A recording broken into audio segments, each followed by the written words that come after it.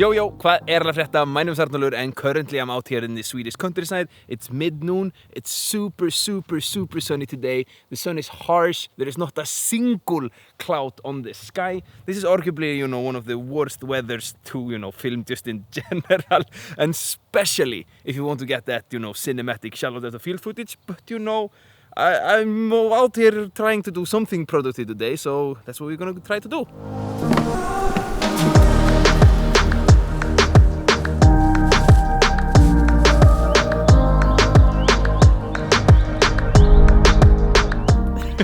So this is totally ridiculous. It's way too bright. The shadows are so harsh. You see this? The contrast is just insane. And I don't even see what I'm doing because I can't see on the LCD screen. Now if I had waited like 2-3 hours, I would probably able to get like better footage, but it wouldn't be the same, It would be like cheating. I want to put this to the real test and see, is it possible to get any type of good looking footage in the worst type of weather possible?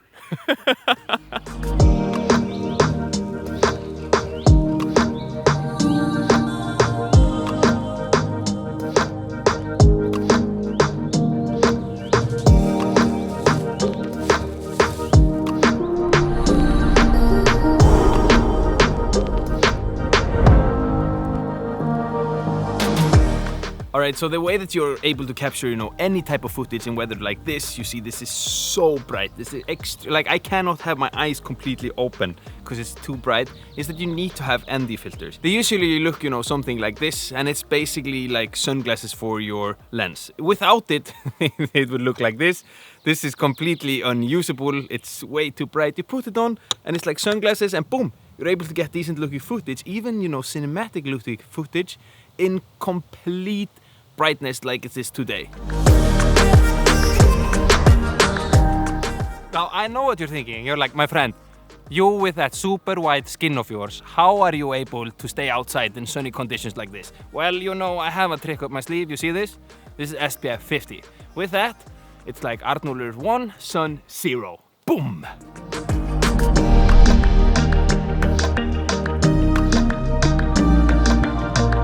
So ND filters is something that I believe that we should all have in our camera bag, especially for us that likes to create videos, because without it, there's really no way to film, in conditions like this. Either you would have to crank up your aperture, and there comes a point where you can't crank it up even more, or drag up the shutter speed a lot, but then, the motion blur will become like all messed up. And for those of you who are interested in photography, it's not as important, because you can crank up the shutter speed, but if you want those long exposures, then you kind of need them.